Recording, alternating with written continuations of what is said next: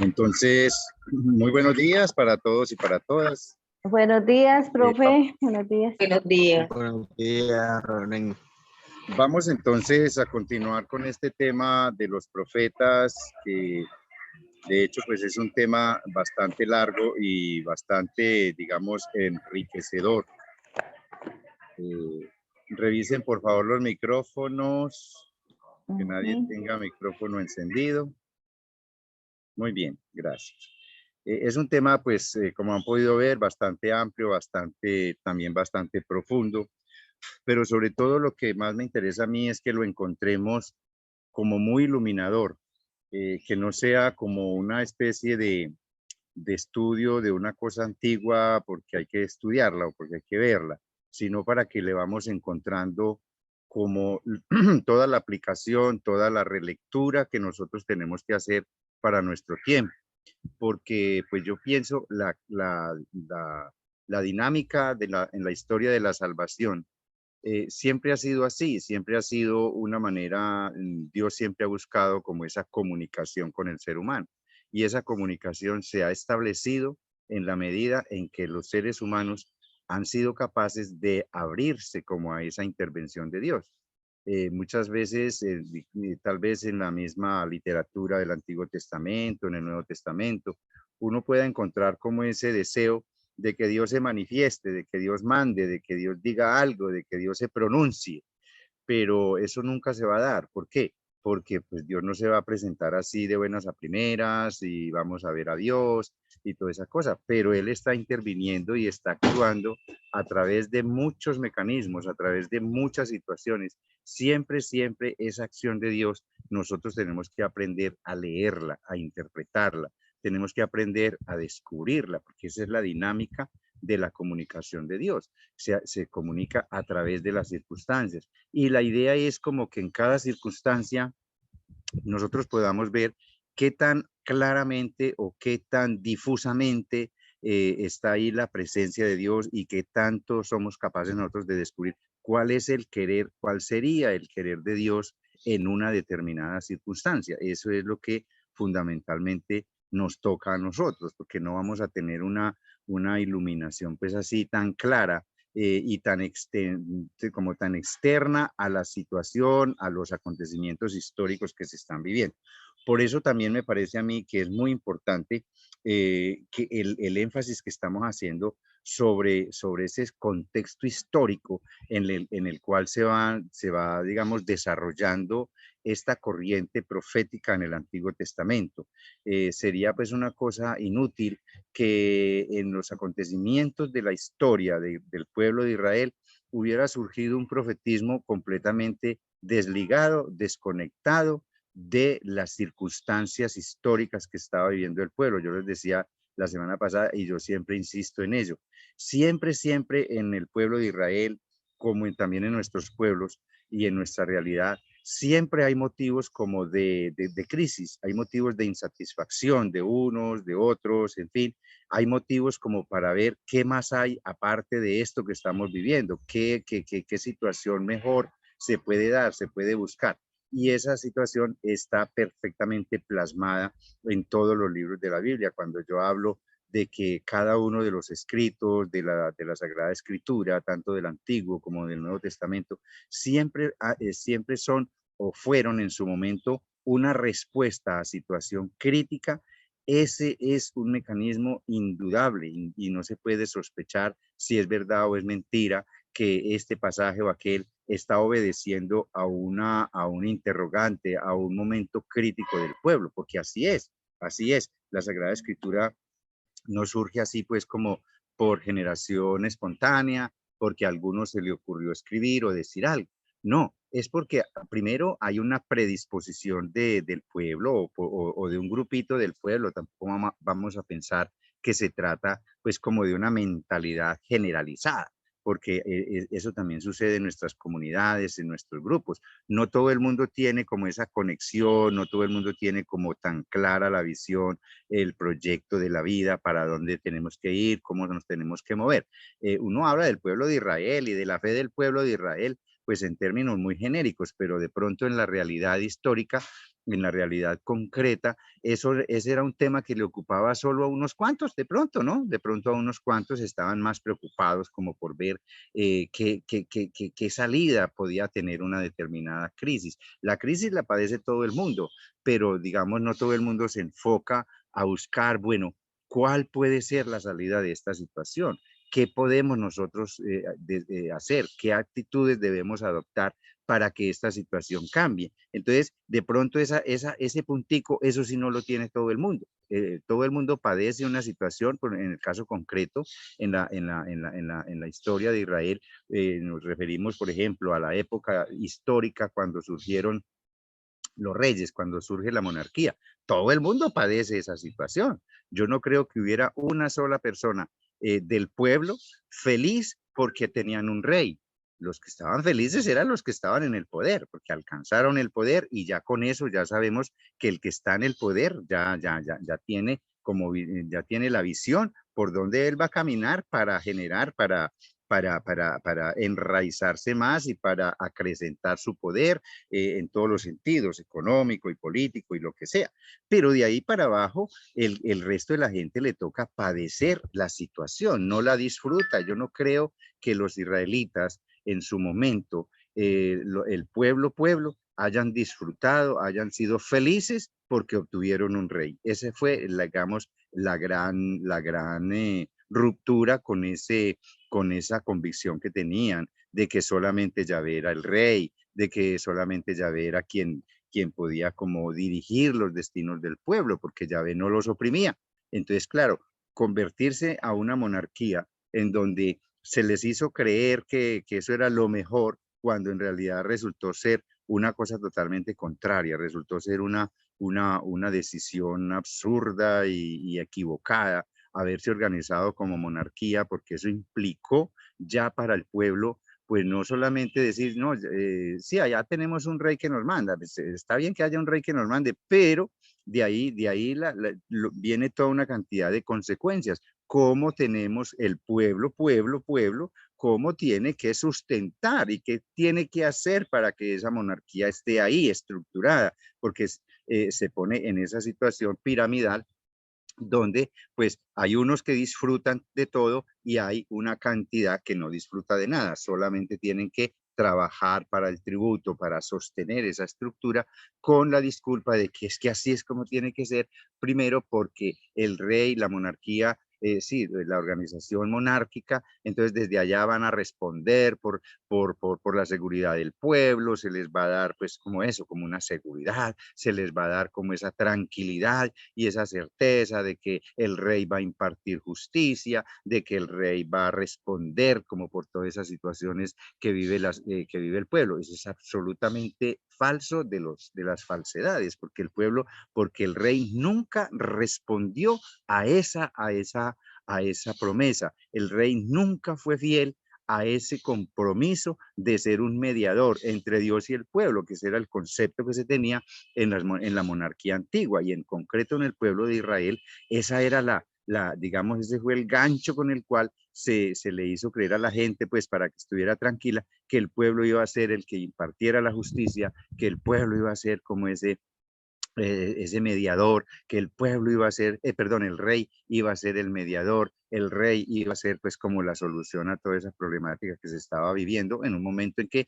había entrado en decadencia todo el proyecto de pueblo organizado en tribus. Y entonces, claro, el pueblo estaba cansado, el pueblo no le veía como una salida a esa organización tribal, se enfrascaron en otra cantidad de cosas, se les olvidó por completo el proyecto de ser una sociedad libre, de ser una sociedad igualitaria, y vino la promesa, entonces la promesa de un grupito que ya todos sabemos desde el semestre pasado que vimos el tema de los libros históricos, vino la promesa de que eso solamente se podía como superar todas esas situaciones con la organización monárquica. Entonces, estaba diciendo que eso no lo disfrutó. Seguramente el pueblo nunca estuvo contento de haberse convertido en este sistema monárquico, de haberse convertido en un pueblo prácticamente esclavizado por un paisano suyo que tenía simplemente el título de rey. Entonces, es una coyuntura que todo el mundo padece, pero que no todo el mundo, pues, como que se sienta a mirar para dónde vamos. Y eso es exactamente lo que sucede también en nuestro contexto actual. Padecemos todos una crisis nacional, monetaria, crisis social, crisis en todos los órdenes. A eso hay que agregarle el fenómeno de la pandemia que agudizó muchísimo más la crisis. Todos la padecemos, pero no todos se toman el trabajo de mirar cómo superar esa situación, qué camino tenemos que agarrar para salir al paso de esta situación, ¿verdad? Entonces es más cómodo esperar a ver qué decide fulanito, qué decide peranito, qué decide esta corriente, qué decide la otra, qué decide inclusive un partido, qué decide aquel otro, criticamos que este gobierno, aquel otro, que este presidente, que este congreso, criticamos, pero muy poquitas veces en los espacios donde podíamos nosotros deliberar cómo nosotros podemos asumir, qué lectura tenemos que hacer de esto para salir adelante, no solamente desde el punto de vista de nuestra fe cristiana, sí, orar y pensar en que Dios nos va a iluminar para salir, sino también emprender acciones. Entonces, eso son cosas que se reducen ya a espacios muy mínimos, se reducen a espacios muy mínimos. Y entonces la gran mayoría sigue esperando a ver y siguen creyendo en falsas promesas y siguen creyendo que no, que esto algún día Dios lo va a cambiar. Y eso fue lo que pasó, era lo que pasaba exactamente en la época antigua, en el tiempo de los reyes, pues la gran mayoría de la gente estaría esperando que Dios algún día iba a cambiar esta situación. Mire cómo va surgiendo también en este contexto va surgiendo en vista de que no hubo como ningún rey, no aparecía ningún rey que fuera capaz de encarnar esos ideales con los cuales se montó la monarquía. Ninguno había sido capaz de responder a ese desafío. Entonces comienza a surgir una esperanza mesiánica, una esperanza mesiánica. Esto solamente lo va a cambiar Dios. Como quiera que David había dejado una huella, por más que sea, parece que influyó mucho en la gente, parece que fue un rey, pues, un tipo como muy especial, muy carismático, muy popular, muy de todo, con toda seguridad también muy demagogo. Entonces, eso caló en la mentalidad de muchos y ahí empezó a surgir como esa esperanza en un descendiente de David, en un descendiente de David, en un Mesías. Pero mire que nadie estaba comprometido realmente como con ese cambio para que se dieran las cosas. ¿Por qué? Porque es muy chévere y es muy fácil esperar que alguien venga y nos solucione el problema. ¿Sí? Porque eso nos evita a nosotros una cantidad de desgastes, una cantidad de enfrentamientos quizás, una cantidad de riesgos que es exactamente entonces, en ese momento, en ese contexto, es donde va a tener precisamente va a tener lugar este florecimiento de la corriente profética, porque esa minoría que alcanza a percibir que las cosas no están, que las cosas no van por el camino que tienen que ir, eso es una minoría, es lo que en el Antiguo Testamento conocemos como el pequeño resto de Israel. Eso tiene un significado muy profundo, esa expresión, el pequeño resto de Israel, el que verdaderamente ve, el que verdaderamente sabe que las cosas no están bien y que hay que asumir posiciones y que hay que declarar abiertamente en qué y dónde están las fallas. Y eso, pues, eso es lo que va a encarnar profundamente la voz de los profetas. Freddy, adelante, Freddy. Muy buenos días para todos, bendiciones, reverendo. Gracias. Reverendo, estaba pensando, no sé si me equivoque, hubo profetas que asesoraban al rey, decían, bueno, haga alianza con ese pueblo, pero otros decían, no, manténgase manténgase distante de esa alianza, porque estaría equivocado en el derrotero que se le estaba dando al pueblo. Entonces podríamos decir que los profetas no tuvieron como una posición unánime frente a la realidad de opresión al pueblo, porque pareciera que un profeta dijera, no, unámonos a este, no, al otro a este, no, usted haga esto. Entonces, como que da la sensación de que no hubo una unificación en cómo era el derrotero, reverendo. Gracias. Sí, Freddy, claro, evidentemente en este campo hubo de las dos cosas, profetas o personajes que criticaban y no recomendaban en ningún tipo de alianza con ningún poder extranjero, y hay otros que se identificaban con lo contrario, que pues le aconsejaban al rey del momento en una determinada coyuntura o en fin, aliarse, buscar estrategias y para salir de las situaciones de pronto de amenaza externa, lo que sea. Y entonces en ese sentido, y ese empieza a ser como uno de los criterios para examinar cuál es el verdadero profeta y cuál es el falso profeta. Jeremías, que nosotros consideramos es un profeta auténtico, es un profeta que luchó y criticó profundamente la posibilidad o la actitud de que el rey se aliara con Egipto, por ejemplo, para hacerle frente a Babilonia, porque Jeremías es de la época en que Babilonia ha cogido ya mucho impulso, ha cogido ya demasiada fuerza y se ha convertido en una potencia y también al mismo tiempo se va convirtiendo en una amenaza para la región. Ya comienzan a someter pueblitos, comienzan a exigirles ya pues a doblegarse, a tributarles para mantenerse, digámoslo así, seguros, protegidos por ellos. Y entonces la salida más fácil para Israel pues era ¿qué? Era o doblegarse, que finalmente así tuvo que ser, comenzar a pagarle tributo a Babilonia, o enfrentarlo, pero pues eso es como una pulga contra un elefante. Israel es un pueblo pequeño, no le va a poder hacer frente a un imperio como Babilonia. Entonces, ¿cuál era la otra alternativa? Era aliarse con Egipto.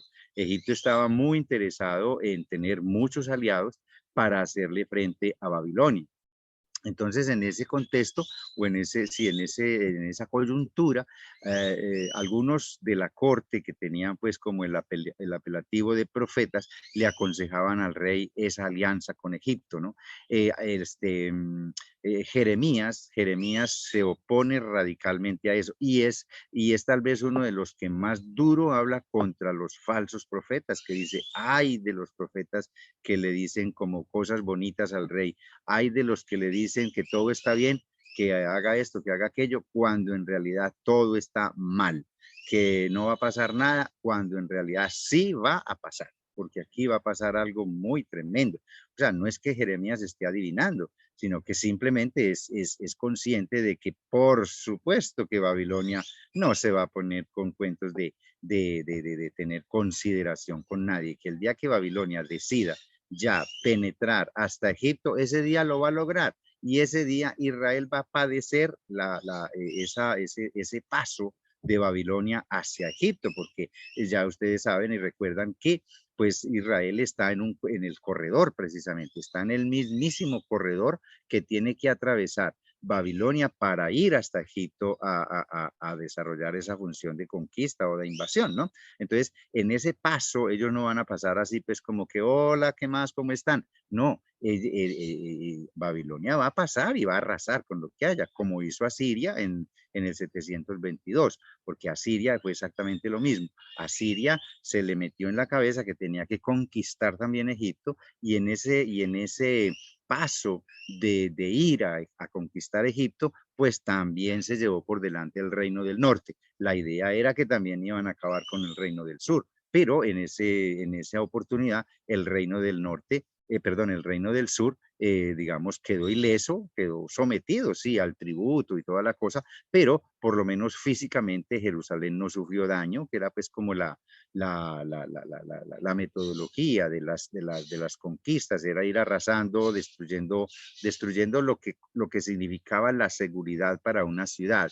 que era destruir la muralla y acabar con todo lo que hubiera dentro de la muralla, que significaba o que tenía esa, digamos, como, sí, que tenía como el sentido de darle unidad al pueblo, en este caso los sitios de culto, los sitios, sí, donde se sabía pues que estaba como la gran seguridad de la gente, era en su templo, era en el culto, en el lugar donde daban el culto. Entonces, eso era lo primero que hacían los conquistadores. Los conquistadores lo primero que hacían era someter una ciudad, era tumbarle la muralla, abrirle un boquete o en fin, ya con eso ya esa ciudad quedaba conquistada.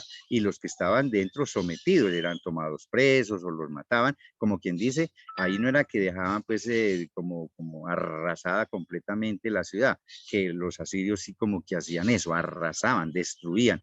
Pero otra forma de conquistar era visualmente, era tumbar parte de la muralla, destruirla y lo que había dentro, como les dije, acabar con el centro donde estaba como la seguridad de las personas. Entonces, en Israel la gran seguridad para los israelitas que era dentro de la ciudad, era el templo, ¿no? Era el templo. Y luego, pues la figura que está dentro de la ciudad, la figura que es el rey, entonces lo agarraban preso y ya, con eso ya quedaba conquistado todo. ¿Ya? Ellos no tenían que ir después, bueno, ahora sí, cogimos Jerusalén, vamos para Belén, vamos para Berseba, vamos para no sé qué, para las otras ciudades que están cerca de Jerusalén. No, porque ya con solo coger la ciudad capital, ya con eso ya quedaba, se asumía que todo el territorio ya había sido sometido, porque ese era, sí, era como cuando se dice la culebra se mata por la cabeza, hay que darle un guascazo en la cabeza y ya quedó muerta la culebra, ¿no? Entonces lo mismo era en esta época. Entonces, en esa coyuntura se juega mucho la cuestión de el verdadero profeta y del falso profeta. ¿Quién era el verdadero profeta? Hombre, el primero, recuerden esto, recuerden que el auténtico profeta es el que es autónomo del poder. Él no es un asesor del rey, él no es un consejero del rey. Aunque en cualquier momento, como en la época de Jeremías, parece que había profetas en la corte directamente. Ellos, para los profetas como Jeremías y el resto que nosotros conocemos, pues profetas como Isaías, Ezequiel y Amós y Oseas, estos profetas no consideraban como auténticos colegas, no consideraban como auténticos a los que vivían del rey, a los que estaban, por decir como en términos modernos, a los que estaban en la nómina de la corte, ¿no? Porque ellos no, el profeta que es pagado por el rey tiene obviamente que estar siempre en función de decirle cosas favorables, de decir cosas pues que no vayan a lastimar nada del rey, que lo hagan sentir tranquilo, contento, que inclusive pues es como si fuera el lugarteniente de Dios y todo ese cuento. Entonces, claro que sí, eso es uno de los criterios para establecer cuál es el verdadero profeta y el falso profeta. Por más cosas bonitas que dijera un profeta dependiente de la corte, y automáticamente ya se considera un falso profeta, porque ya está parcializado en favor del poder que es el que oprime, del poder que es el que acaba pues como con la vida y la seguridad del pueblo. ¿Listo? Ok, Freddy. Bien. Entonces, bueno, vamos a avanzar un poquito en digamos, en esta secuencia que estamos tratando de seguir. De acá, con los periodos históricos, veníamos por acá más o menos de los profetas que están antes del exilio. Bueno, recuerden esto, recuerden que para poder nosotros entonces entender, para nosotros poder entender como con un poquito más de claridad o tener un poco más de claridad sobre el mensaje de los profetas, es importante que los ubiquemos en ese contexto en el cual surgieron. Por eso la semana pasada habíamos visto más o menos como ese periodo que va desde Saúl, etcétera, más o menos hasta la época de Elías. En ese periodo no hay pues como profetas de escritores, ¿no? Profetas escritores como Isaías, Jeremías, etcétera. Ahí se está dando inicio a todo ese movimiento, es como yo siempre les he dicho, está comenzando a perfilarse esa figura tan especial que luego ya se va como a identificar concretamente con personajes como Elías, como Eliseo, que son unos personajes que tienen ya como unas actitudes completamente desligadas del poder, y eso es novedoso, porque no era normal que alguien desde fuera tuviera esa capacidad de denunciar, tuviera esa capacidad como de exigir y de recordarle al rey, porque al rey no lo mandaba nadie, ¿no? Al rey no lo mandaba nadie, pero que viniera un profeta a exigir y a decir y a decirle de frente que usted va por donde no es, eso ya comenzó a ser una cosa absolutamente novedosa. Entonces ya no es el adivino, ya no es el que bueno, que vea, no, es el personaje que va declarando todo lo que es contrario a la alianza y le va dando como un tinte ya como de, bueno, aquí hace falta como que nos pongamos, nos toquemos y empecemos a exigir que esta estructura nos está haciendo mucho daño. Ustedes han visto en los ciclos de Elías y de Eliseo unos relatos que son muy interesantes y que más o menos pues nos van dando idea de cómo se vivía en ese periodo, en un periodo donde no había el mínimo de atención por las necesidades del pueblo, por las necesidades de la gente. Mire, y que al contrario, se pasaba por encima de las personas sin tener en cuenta nada, pues como que ninguna consideración de justicia ni nada. Recuerden la viña de Nabot, que es todo una denuncia contra ese atropello, contra ese abuso del poder sin tener consideración por el pobre, ¿no? Por el empobrecido. Yo casi siempre prefiero es la palabra empobrecido, porque de hecho el pueblo no es pobre. El pueblo ha sido empobrecido, que es una cosa diferente, ¿no? Pobre es cuando uno decide serlo, pero el empobrecido es el que le obligan a vivir un extremo de pobreza porque hay unas estructuras que no le garantizan un mínimo para tener el mínimo de calidad en su vida. Entonces, ese relato de la viuda, perdón, de la viña de Nabot, ese relato también de la viuda aquella que ya está haciendo, va a hacer una tortica ahí para compartirla con su hijo y morir, y sin embargo el profeta le hace que comparta con él y comparte, y ese día pues nos dice que no faltó aceite en su jarra ni harina en la coca en que guardaban la harina y toda esa cosa. Hombre, ¿qué quiere decir eso? Que ya una conciencia que comienza a florecer, que comienza como a buscar una alternativa. Y esa tiene que ser la solidaridad, esa tiene que ser la solidaridad. Y ese es justamente uno de los elementos en donde más se fijan las estructuras de poder, donde hay menos conciencia, donde hay menos capacidad de asimilar que las cosas están mal para dominar desde ahí, para dominar desde ahí. ¿Por qué tanto miedo a un político de que el pueblo estudie, de que el pueblo se prepare, de que el pueblo tenga acceso como a todos estos medios? ¿Por qué? Porque saben que una persona que comienza como a abrir los ojos a través del estudio, de su preparación, a través de los medios que le ayudan a formarse una conciencia crítica, él sabe que el primero con el que van a arrasar es con él, es decir, el primero que va a caer va a ser él. Entonces, por eso a los poderosos ni de vaina. Ustedes ven que toda esta situación latinoamericana muy similar, muy parecida, ¿no? Desde México hasta Argentina. Todo es, bueno, y todo yo diría que en todo el mundo muy a su manera, ¿no? Siempre la idea de los políticos es como que, sí, aparentemente su preocupación por la educación, pero en la práctica no. En la práctica invierten más en cuestiones de seguridad, en cuestiones de armas, en cuestiones de todo, en muchas otras cuestiones, menos en aquello que le puede llegar a abrir los ojos, la conciencia crítica a las personas. A la hora de la verdad, el gran desbalance que hay entre una inversión en cosas que no tienen que ver con la educación es muy grande, es muy grande. Lo que se invierte, el ejemplo nuestro en Colombia, ¿cuánto se invierte, por ejemplo, para el Ministerio de la Ciencia?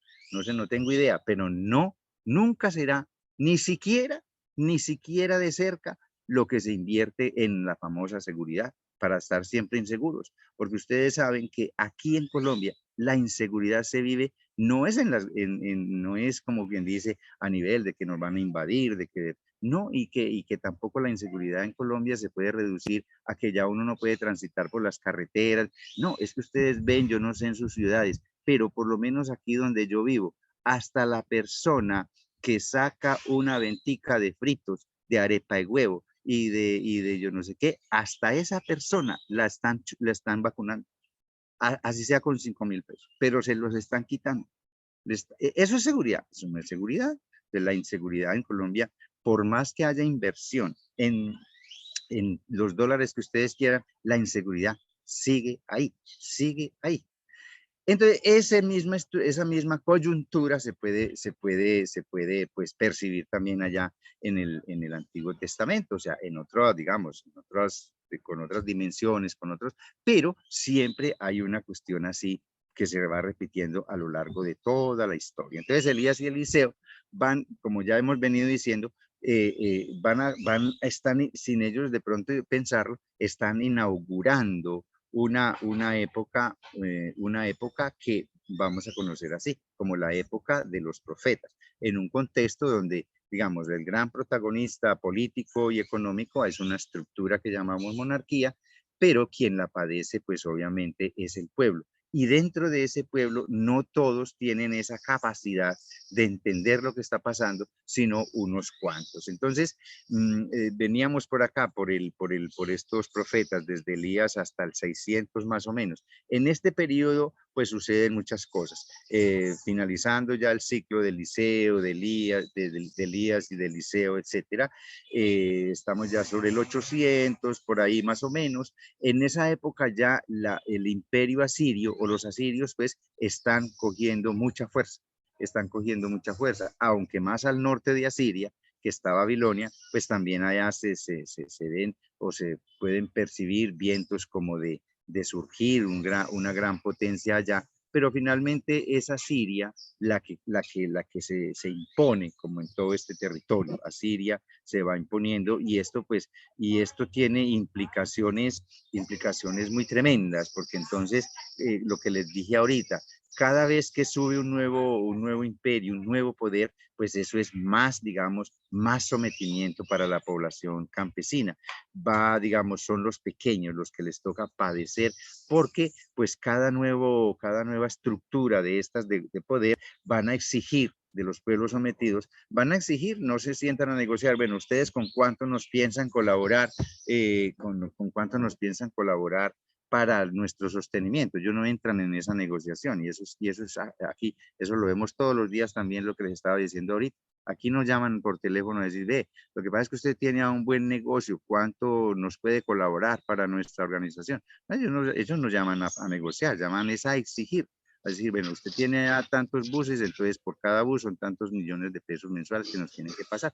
No más, no más. Eso entonces en la antigüedad no era ni por teléfono ni negociado, era imposición, era la imposición misma que se daba a los pueblos. El rey tenía que someterse, los reyesuelos o los reyes pues pequeños tenían que someterse a estas potencias y ellos de ahí entonces comenzaban a exigir a su gente, a sus campesinos, comenzaban a exigir que ellos tenían que responder por estos tributos para poderles garantizar mínimamente su seguridad y su tranquilidad en el campo y todo en las ciudades. Absolutamente falso. Eso, el rey nunca garantizó esa seguridad a sus campesinos, a la gente de su reino, ¿no? Bueno, en esta época, entonces, entre el 800 y el 600, es importante que caigamos en cuenta que en el 722 cae el reino del norte. Como les decía ahorita, ya Asiria ha decidido ir a conquistar a Egipto, llegar hasta Egipto. Tengamos en cuenta siempre este esquema. A ver, el cercano oriente está formado por un territorio que tiene tres puntos claves que son el norte, Mesopotamia, desde el Golfo Pérsico hacia el occidente, se va viniendo, están los ríos Tigris y el Éufrates, etcétera, y llega un momento donde termina Mesopotamia, comienza lo que conocemos como Canaán, ¿no? Que es toda la costa del Mediterráneo, toda la costa del Mediterráneo va bajando y se conecta con Egipto. Entonces son tres, eso inclusive alguien le dio por decir que eso es como una media luna, la media luna fértil. Entonces, Mesopotamia, región fértil, Canaán, región un poquito fértil, no tanto, un poquito al norte fértil, luego va bajando, desierto total, y conecta con Egipto, que es otra vez un punto donde hay fertilidad, si no todo el año, por lo menos mucha parte del año, es tierra fértil y aprovechable por el fenómeno de las inundaciones del Nilo en la época de lluvias. Recuerden ese fenómeno. Es muy importante la lluvia en esta región. ¿Por qué? Porque inunda el Nilo y cuando baja nuevamente el Nilo, entonces deja toda una extensión de llanura, la deja seca, pero muy bien nutrida, con toda una cantidad de elementos pues naturales que bajaron con el agua, se quedaron allí, y eso era pues, ese era como el gran centro agrícola y de toda esa cosa el resto del tiempo. Por tanto, entonces en Egipto la gran riqueza y la gran, digamos, garantía de que va a haber abundancia de comida y de todo, es si el río Nilo subió bastante. Mientras más inundara, más tierras inundara, pues era mucho más benéfico porque más tierras iban a quedar fertilizadas con ese, digamos, fertilizante natural que es el agua cuando baja del centro del África y deja toda esa región bien, ¿cómo se dice? Abonada, ¿no? Abonada. Entonces, en el 722, para el 722 están los asirios en todo su apogeo y su intención es llegar hasta Egipto. Todos sabemos la historia, entonces los asirios habían, perdón, el reino del norte se había pues resistido hasta donde más pudo, pero por supuesto que la fuerza más grande era de los asirios, arrasaron el reino del norte. Les contaba la otra vez que fue un arrasamiento bárbaro. Se habla de que el imperio asirio era lo más sanguinario que se ha podido ver en la historia, la forma como arrasaba los pueblos, como digamos, las mezclas que hacía con los territorios, con las personas de los territorios conquistados. Les conquistaban por acá y se traían gente, de aquí llevaban para allá y hacían todas unas mezclas étnicas para evitar pues como que la gente se organizara, ¿no? Al fin y al cabo, gente que llegaba con una lengua diferente, con una manera de fe, sí, con su cultura distinta, los mezclaban para que no hubiera como es decir, hacían una torre de Babel por donde avanzaban, ¿no?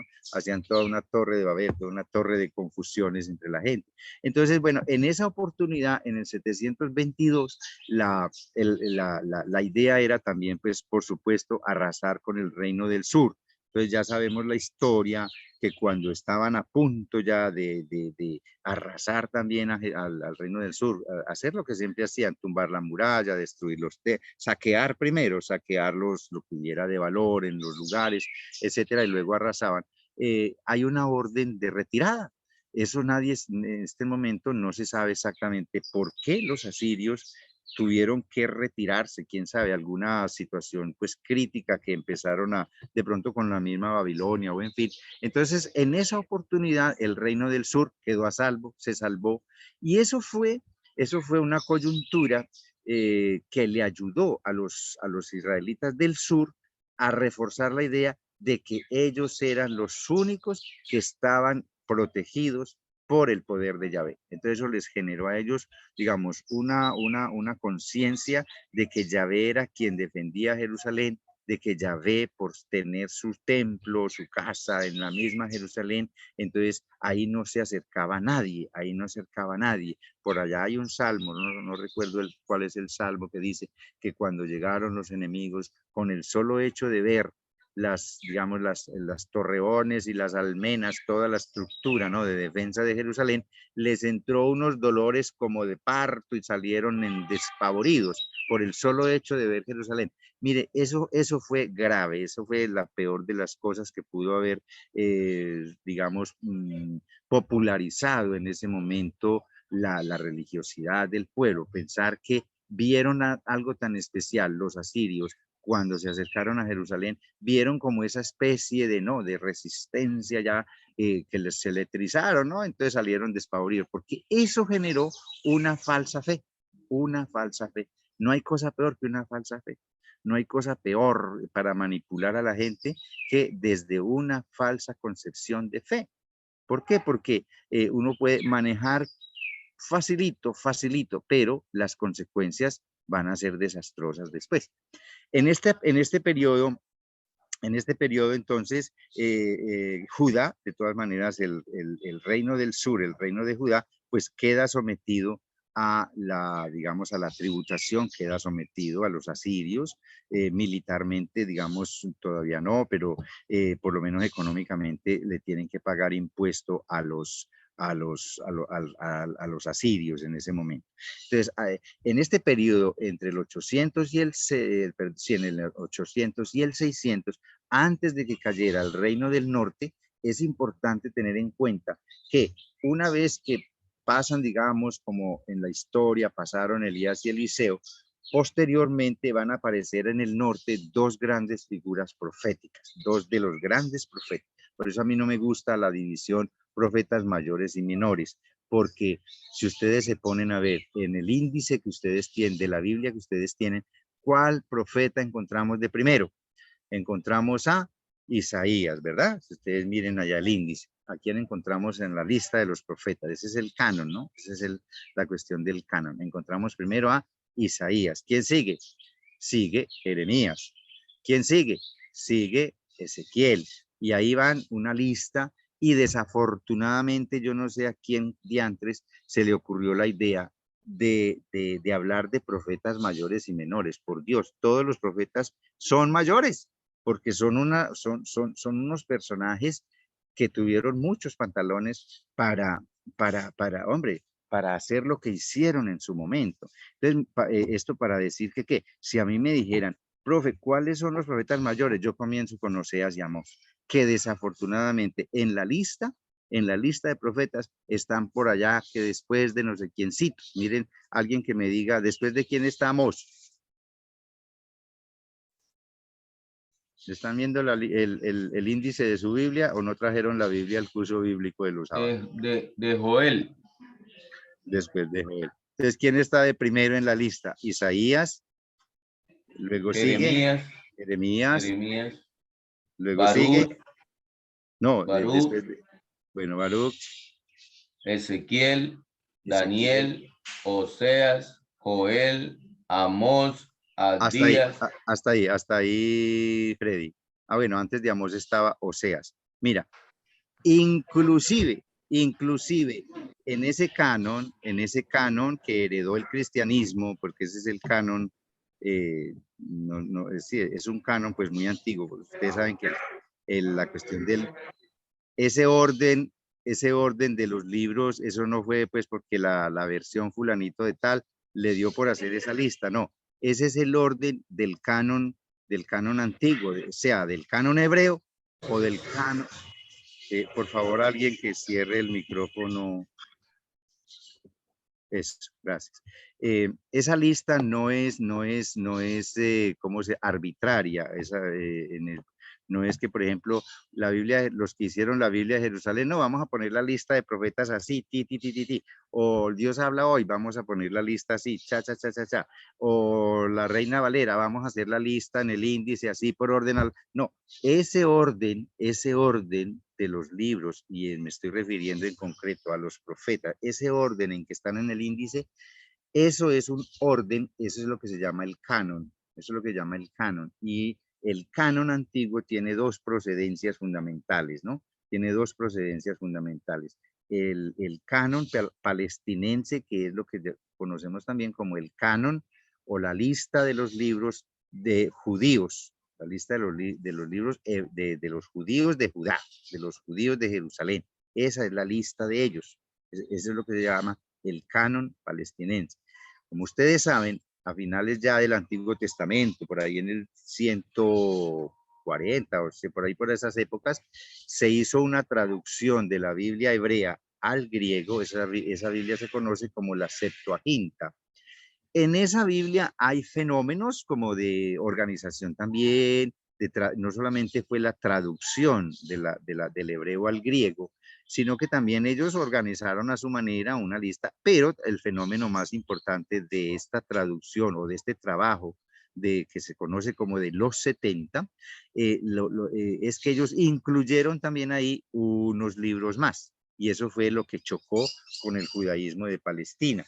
Entonces, comienzan a surgir como dos listas, la lista de Palestina, que es un canon breve, y la lista o canon alejandrino, que es un canon más corto. Inclusive miren que cuando nosotros vemos los salmos, ustedes han notado que en la Biblia, normalmente a partir del Salmo 9, 10, comienza el salmo que uno está buscando y otro entre paréntesis, otro numerito entre paréntesis. Eso obedece también a una estructura distinta, a una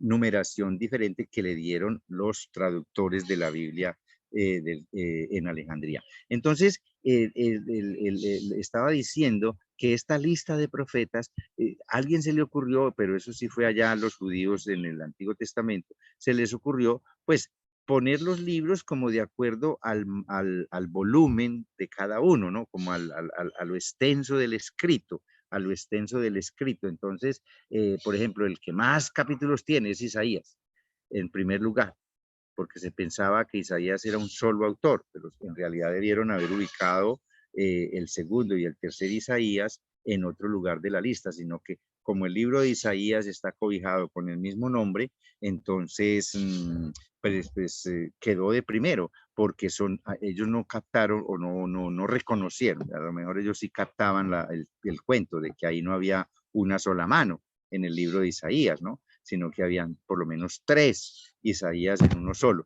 Entonces ellos pusieron, como ese gran volumen lo pusieron de primero, es como la tentación que uno siente cuando va a organizar los libritos que tiene en su casa. Mucha gente que hace, coge el más grande, luego el más chiquito y así, no importa los temas, no importa entonces para que no nos quede tan feo, un libro grandote y otro chiquito y otro otra vez grande y así, sí o no, todo el mundo tenemos como esa tendencia. Los poquitos libros que tenemos allí en nuestra biblioteca, yo estoy aquí en el patio, no les puedo mostrar la mía. La gran tentación o la gran tendencia, no tentación para no ponerlo tan negativo, es que cogemos el más grande y de ahí los vamos como nos formaron en la escuela. Es que eso también tiene mucho que ver con la forma como nos educaron, cómo nos hacían formar en la escuela, ¿no? Por orden de estatura. Entonces venía la maestra casi que con la regla, a ver, usted está muy grande, eche para atrás. Usted está muy chiquito, eche para adelante. Entonces, siempre como de mayor a menor, así como lo que se ve, o de menor a mayor, como lo que se ve externamente. Eso mismo sucedió con los profetas. Entonces, parece que la idea original allá, cuando estaban organizando, pues, como toda esta literatura de los escritos sagrados para los profetas, fue coger el volumen más grande y ponerlo de primero. El que le sigue es un poquito más chiquito, entonces queda de segundo. Y así, como de mayor a menor. Pero no cayeron en cuenta que eso pues obviamente ellos no sabían la consecuencia que se iba a traer, una especie de división que no es funcional, hablar de profetas mayores y menores, ¿no? Entonces, no, yo creo que tenemos que abandonar esa denominación, sino más bien, si nosotros nos concentramos, bueno, si vamos a estudiar a los profetas, no pensemos en si este profeta es mayor, si este profeta es menor, pensemos inmediatamente, ubiquémoslo en el contexto de qué época es. Si nosotros entonces, mire que con esta es una ayuda, Por ejemplo, ¿quiénes son los primeros profetas de los que ya nos va a hablar el Antiguo Testamento? Para esta época, entre el 800 y el 600, pues les decía que después de Elías y Eliseo, que no dejaron propiamente una comunidad que escribiera un libro sobre ellos, no, las historias de Elías y Eliseo quedan recogidas por la escuela deuteronomista en el primero y en el segundo libro de los Reyes. Entonces, esta gente, digamos, en esta época, perdón, surge dos figuras proféticas ya, digamos, oficial, de la línea oficial, pues, como conocemos ya, profetas, escritores, surgen Oseas y Amós en el norte. Oseas y Amós son los dos grandes profetas del norte. ¿Por qué no hubo más? No hubo más profetas en el norte, por lo menos conocidos, que hayan quedado pues como que alguien hubiera escrito sus mensajes. No quedaron sino estos dos. ¿Por qué? Por lo que sucedió en el 722. En el 722 es destruido el reino, pues hasta ahí llegó todo. Ya no hubo más profetas en el norte, por lo que les dije ahorita.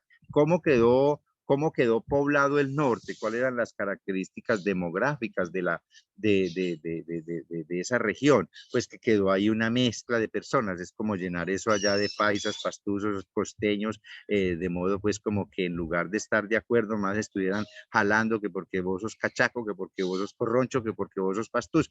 Eso fue lo que hicieron allá en ese territorio. Entonces ya no hubo más nada, ahí ya no hubo más nada.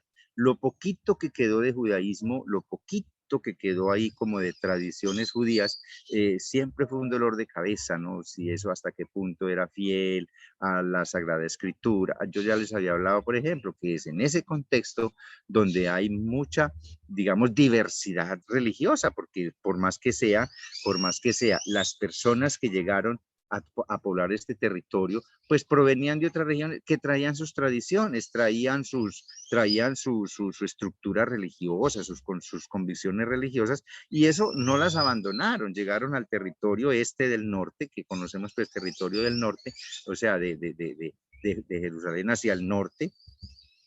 En ese territorio se empezó a ver como todo ese fenómeno, pues la gente hacía sus cultos, yo soy de tal parte, esta es mi creencia, esa comunidad de allá era, bueno, y lo poquito que quedó de judaísmo ahí empezó a ser pues como muy también casi como que según el criterio de los judíos del sur, como que se dejó impregnar por ciertas cosas, esas influencias de esas otras personas, de otras comunidades que llegaron, y eso ocasionó precisamente el gran odio, el gran rechazo yo les decía, el gran odio, el gran rechazo de los judíos del sur a los del norte, a los samaritanos, proviene de eso, proviene como de esa especie como de un culto muy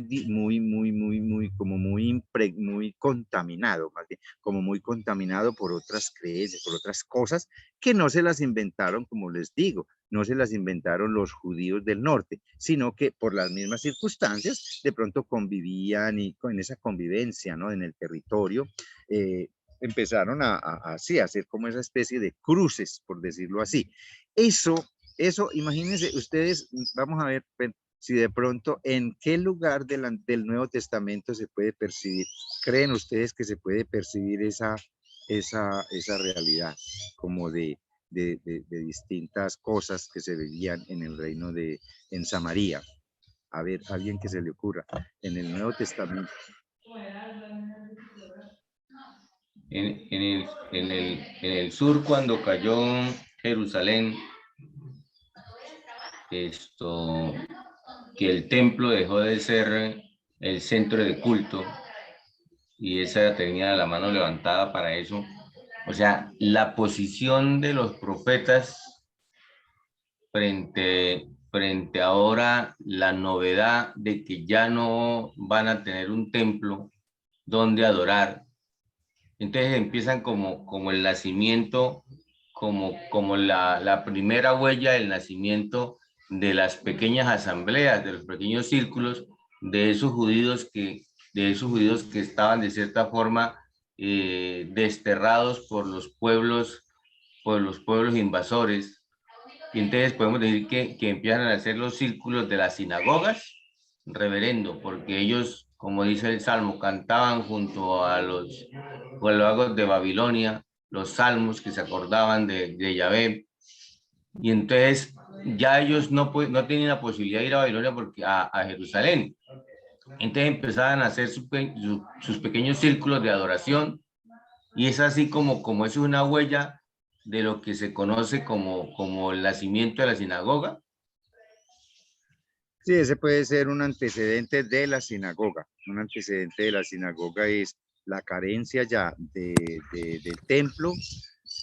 Obligó a los judíos ya en el destierro, porque la destrucción del templo hay que asociarla con la deportación a Babilonia.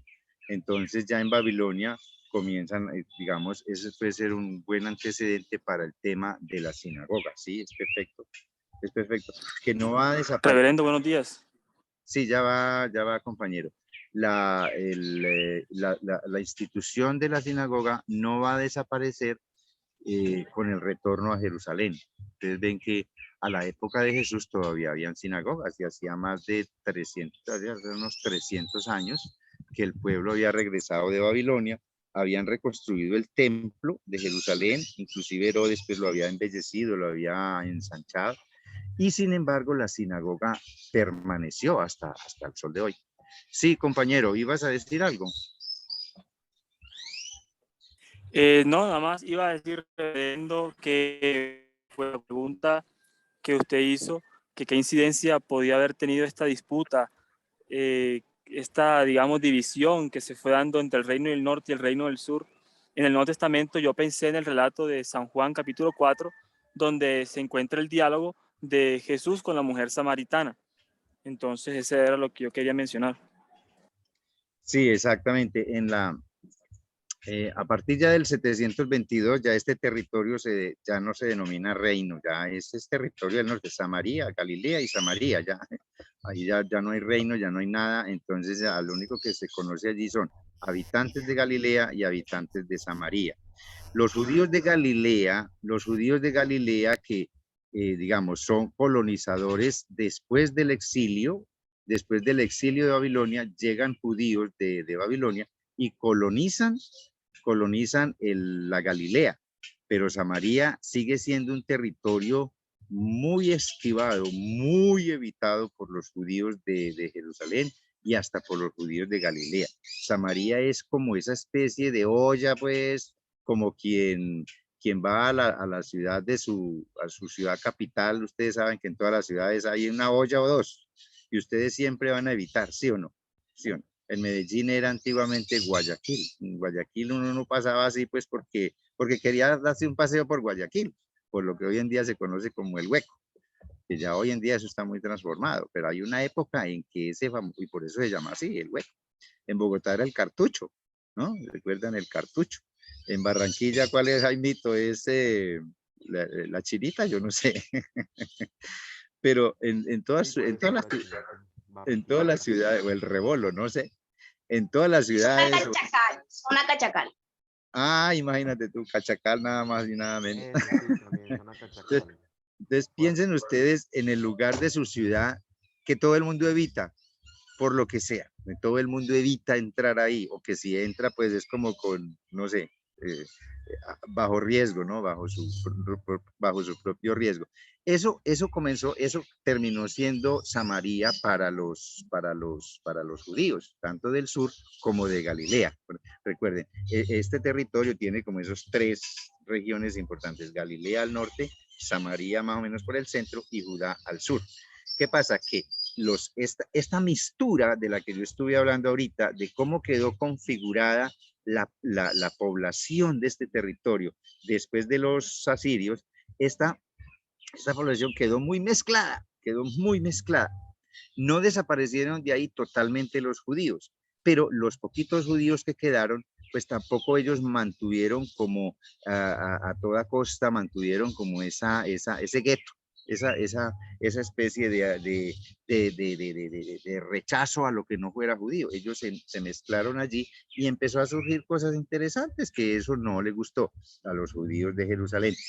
cuando el pueblo regresa de Babilonia en el 534, regresan los judíos, pues mucha gente llega otra vez a Judá, pero también en vista de que el norte está ya también libre para ocuparlo, porque ya los persas abrieron ese permiso de regresar a sus territorios. Entonces, obviamente Galilea es muy atractivo. Porque es un terreno un poco más fértil y todo eso. Entonces también se pobló de judíos de Galilea, allá en Galilea, por los lados del mar de Tiberíades o del lago de Genesaret y hacia el norte, y está un poquito también hacia el norte oriente, un poquito más fertilidad, que es Basán, y así por el estilo. Entonces, eso se llenó de judíos. Pero Samaria continuó siendo un sitio evitado a toda costa, porque parece ser que, dame un segundito que me van a hablar acá. Aquí hay un pedacito en este palo de ciruelo. Allá detrás donde están las mangueras hay unas rosquitas de alambre. A ver si se les sirve. Claro, allá. Y si no, pues aquí comprar. Bueno, entonces Samaria siempre continuó así. Eso va a persistir, y cada vez se va haciendo más odiosa la gente de Samaria para los judíos, para los judíos. Para la época de Jesús, bueno, antes de que hablemos de la época de Jesús, ya se habían erigido allá en ese lugar de Samaria el monte Garizim y el monte Ebal, ¿no? El monte Ebal eran como los dos lugares de culto. Eso era pues impensable para el judaísmo, que hubieran dos lugares de culto. Después del 622 había habido una reforma en Israel que unificó y centralizó todo el culto en Jerusalén. Entonces, pensar en un culto fuera de Jerusalén ya era una especie pues de infidelidad, ya era toda una cuestión pues sí, criticable, castigable y toda esa cosa, era ilegal. Entonces, los judíos de ese territorio pues tenían dos lugares de culto, que eran el Ebal y el Garizim, que están ahí pues en Samaria.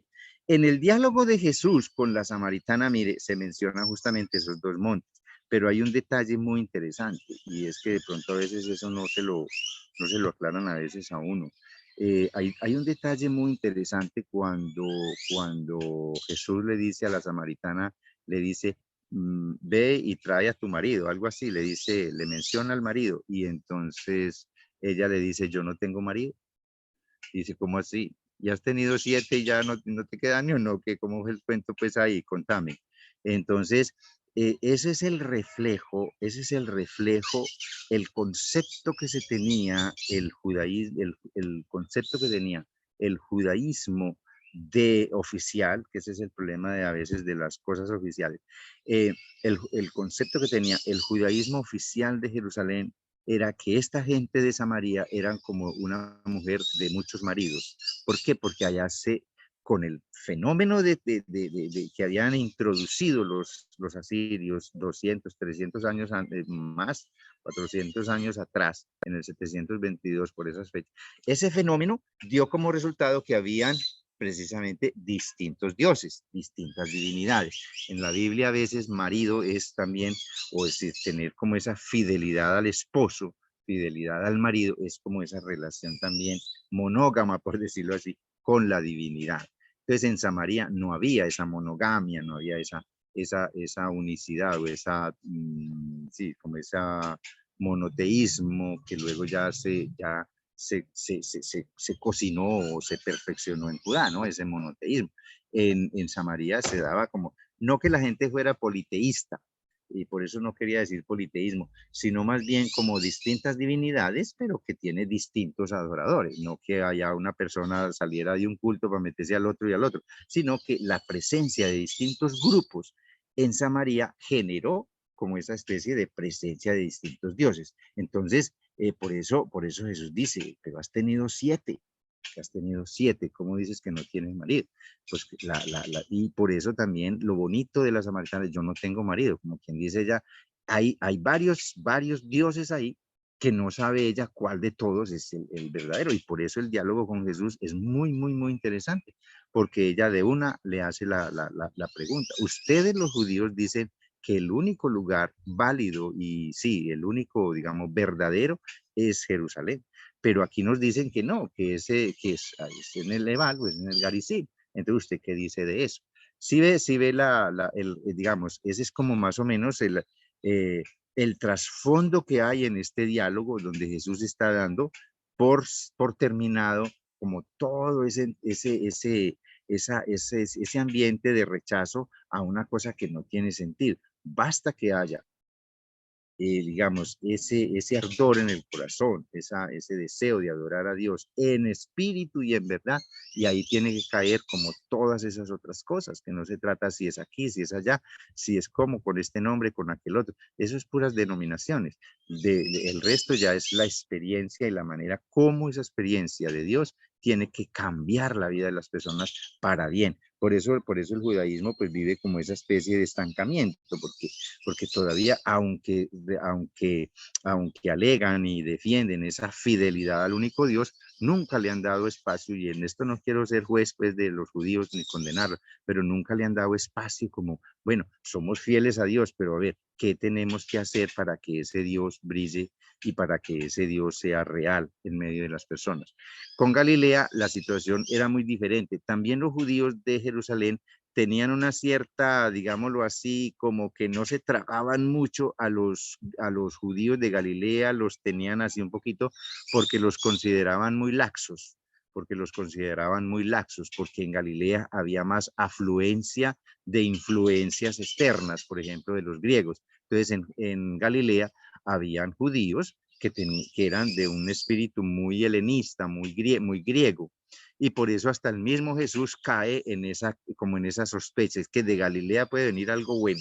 Mire que también justamente está en el Evangelio de Juan. De Galilea puede venir algo bueno, como quien dice, los buenos, los reales, ¿cómo se dice? La barra brava realmente de Dios está en Jerusalén. Ahí no hay fidelidad, ahí es exclusivamente no como en Galilea, que son muy abiertos, que son, pues, como que le dan, sí, cabida y la ley se la van como que ahí muy folclóricamente, la van pasando, la van viviendo. Ese era el concepto de los judíos de Jerusalén. Entonces, mire que es muy diferente el criterio, el concepto que tiene el judaísmo de Jerusalén.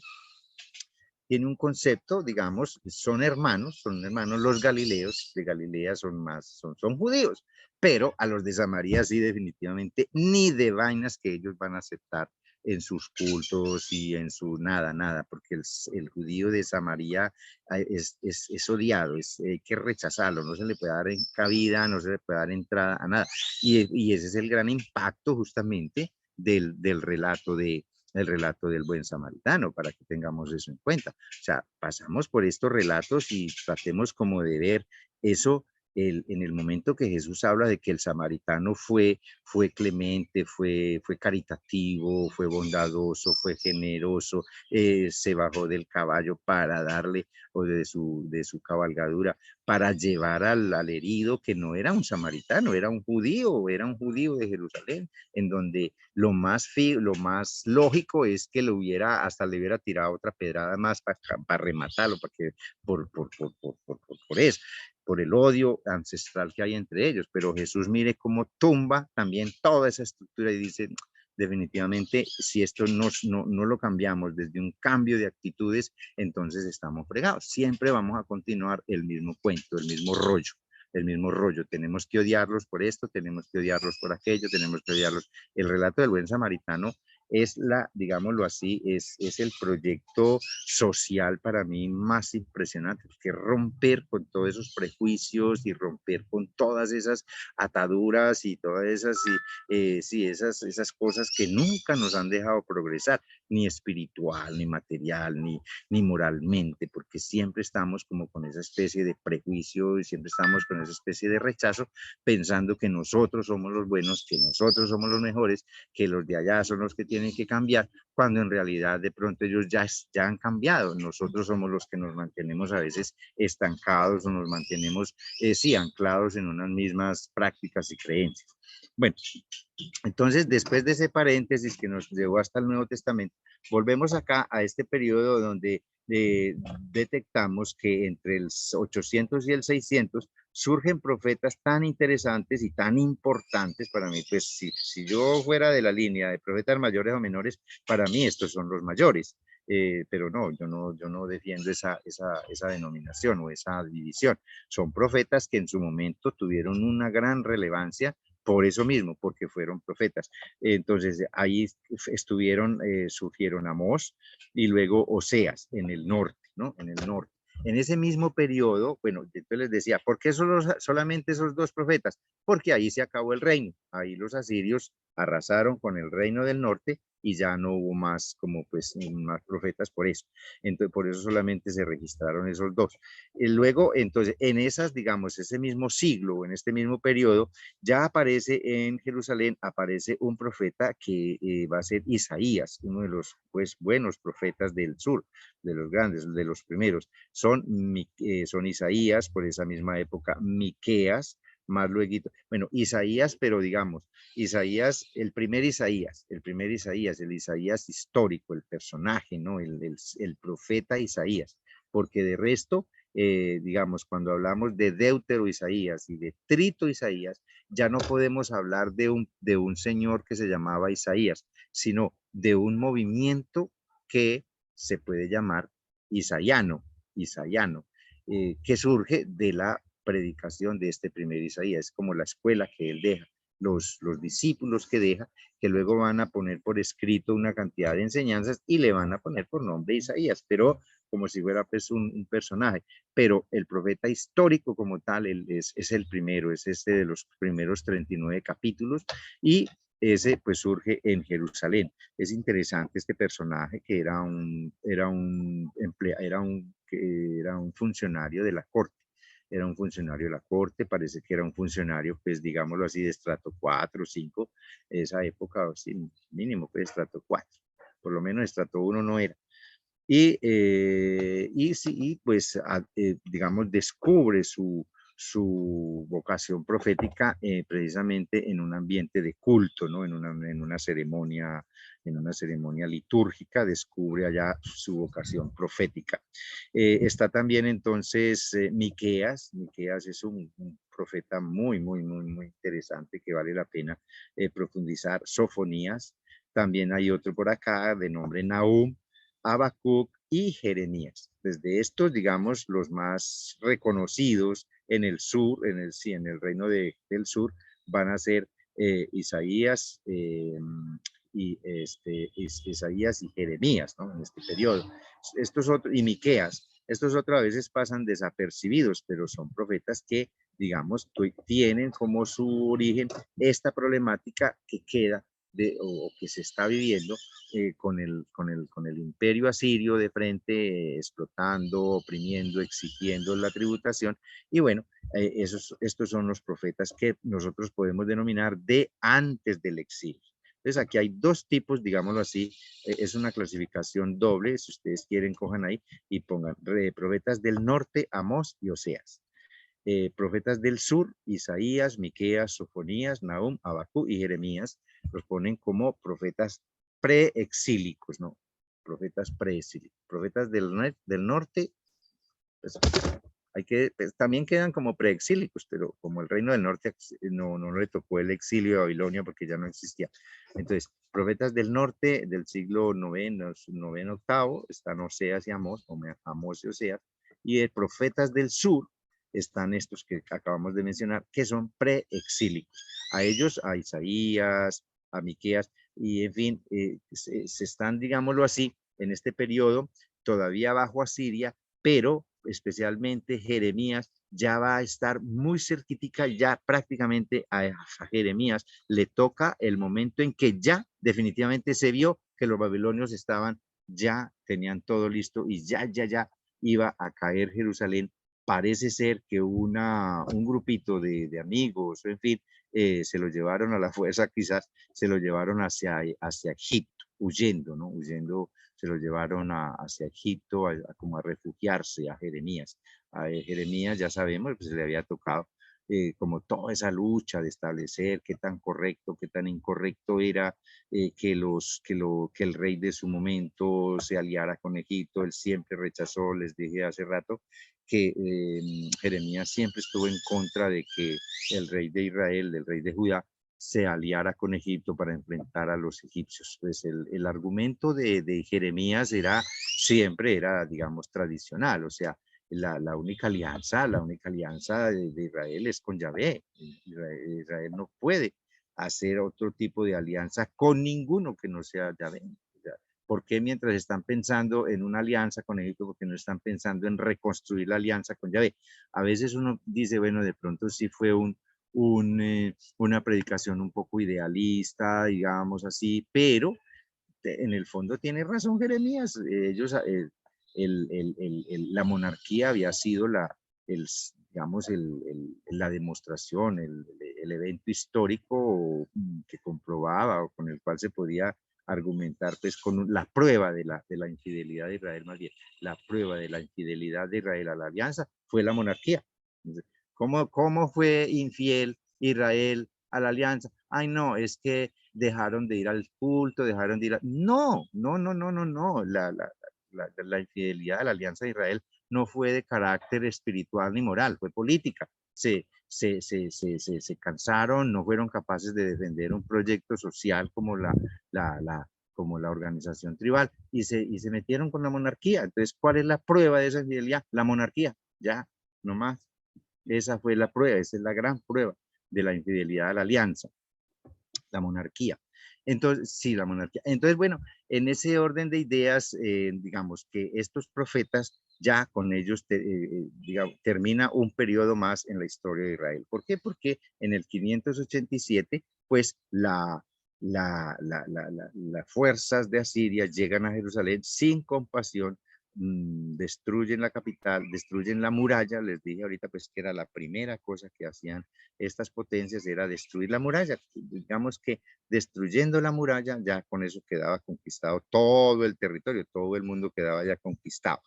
Bueno, entonces estos profetas pues les toca como todo ese tiempo. ¿Cuáles son como los ejes de su gran predicación? Recuerden, para el profeta hay un tema que es muy importante y es la relación con Yahvé. Y la relación con Yahvé tiene un nombre propio que se llama alianza. Ese es ese. Entonces, ¿cuál es como su gran, digamos así, énfasis que hacen ellos en torno a la alianza? Es que defienden a la población campesina de la explotación de la ciudad. Una de las cosas que están en contra de la alianza con Yahvé era eso, era la explotación al campesino, la explotación al pobre. Era también como el aprovecharse del campesino, de su fuerza de trabajo para convertirlo en algo benéfico para mí. Luego hay un denominador común en ellos que hablan, que es el recurso a lo que se conocía en esa época como el oráculo. El oráculo aquí es una especie como de mensaje que ellos dan en nombre de Yahvé. Entonces el profeta sabe y es consciente que si él dice sus cosas como, vea, es que a mí se me ocurre fulano y peranito, muchachos, se me ocurre esto y aquello. Ellos pues seguramente no van a ser escuchados. Pero si ellos le ponen a ese mensaje como esa especie de subtítulo, digámoslo así, o de título, este mensaje de Yahvé, oráculo del Señor, es como el equivalente, esto manda decir, esto es lo que manda decir el Señor, oráculo del Señor, oráculo de Yahvé, y ahí viene como toda la diatriba, o viene todo el regaño, o viene todo el reclamo. Eso es lo que se considera un oráculo. Es un recurso literario, es un recurso literario. En la vida real histórica, pues uno no sabe esa predicación de estos profetas, cómo las palabras mismas que utilizaron, o esto, sino que estas ya son construcciones que van a ser los respectivos grupitos que quedaron como cultivando esos mensajes, tanto de Amós, de Oseas, de Isaías, de Miqueas y todos estos profetas. Recuerden, ninguno de ellos escribe propiamente nada. De pronto Jeremías se habla pues de que escribió, o por lo menos le dictaba a un secretario que le escribiera por allá, y pues más o menos eso, porque una tarde el rey le dio por quemar todos los escritos de Jeremías y él le pide a su secretario Baruch, me parece, que volviera y escribiera todo. volviera y escribiera todo. No era lo usual y ni ningún profeta tenía pues como ni la intención, quizás ni los recursos, en fin, de ponerse a escribir, pues que no era como hoy en día. Uno puede sacar el celular y con un mecanismo ahí, escribe notas y después las junta y hace todo un discurso. Pero ellos tenían pues que tener la capacidad para conseguir el recurso, que el papiro, que la tinta o el escribano, porque no todo el mundo sabía escribir, en fin. Entonces, estos grupitos que quedaron en torno a la predicación de estos profetas se van a encargar posteriormente a escribir estos mensajes, a escribir los discursos de cada profeta, y pues por supuesto que no lo van a hacer con las mismísimas palabras que dijo Oseas, o que dijo Amós, o que dijo Isaías. No, ellos la van a hacer ya componiendo un poco más el discurso. Si ustedes, por ejemplo, van a poner por escrito lo que ustedes escuchen, ustedes se van a dar cuenta que muy difícilmente uno va a escribir exactamente lo que escuchó, a no ser pues, que haya grabado y después solamente transcriba. Pero en esta época no estamos con esa tecnología de grabar para luego transcribir. Ellos conservaban en la memoria, se habla pues de la gran, digamos, capacidad de memoria que tenían estas personas, pero por más que tuvieran una memoria muy desarrollada o muy eficiente, lo más seguro es que tampoco al 100% hay que creer pues que todo lo decían exactico como escucharon, porque de alguna forma siempre entre lo que uno escuchó y el tiempo en que ya va a poner por escrito han sucedido varias cosas. Siempre hay cosas que a uno se le ocurre complementar o quitar, porque de pronto ya ni siquiera tiene sentido poner esto que yo escuché, ya esto nadie lo va a entender o nadie le va a prestar atención. Es exactamente lo mismo que va a ocurrir con los evangelios. Los evangelios no son exactamente las mismísimas palabras que Jesús pronunció. Las palabras que Jesús pronunció pudieron haber sido mucho más, pudieron haber sido menos. Pudo haber sido cosas más largas o cosas más breves, cosas más duras o cosas más suaves. Es decir, siempre entre la palabra que el escritor escuchó, en estos casos los que ponen por escrito las enseñanzas de los profetas y las enseñanzas de Jesús, en el caso de los evangelistas, siempre va a haber como todo ese tipo de fenómenos. Primero, un poco el lapso de tiempo que se da entre el discurso escuchado y el discurso que se escribe. La misma persona que habló no es la misma que está escribiendo. Y aún así, si yo mismo voy a poner por escrito lo que yo estoy diciendo hoy, en esta mañana, seguramente me va a salir un texto con muchas variantes, con muchas variaciones, porque ya no voy a decir esto, ya no voy a volver a insistir en aquello, porque ya, es decir, hay muchas cosas. Si lo van a hacer ustedes, también va a salir un escrito muy distinto, no de fondo, pero sí va a tener muchas variables o muchas variaciones más bien, muchas variaciones entre lo que ustedes escucharon y lo que van a poner por escrito, porque van a mejorar esta frase, esta expresión, etcétera, ¿verdad? Entonces lo mismo sucede con los que escucharon el mensaje de los profetas como con los que escucharon a Jesús. Siempre el escrito va a ser un poquito diverso, nunca para desautorizarlo, nunca para decir, no, aquí no tenía razón el profeta, todo lo contrario. ¿Por qué? Porque son personas conscientes y convencidas de que lo que están manejando ellos es un mensaje, sobre todo, que va a abrir la mente, el corazón y va a abrir la conciencia, es decir, hacer un mensaje liberador. Lady Viviana, adelante. Buenos días, reverendo. No, que por medio de todo esto podemos ver las palabras de Dios que eran muy duras. El pueblo de Israel no aprendía, no hacía lo bueno. Como en nuestros tiempos también, la gente no aprende a hacer lo bueno, como en nuestra actualidad.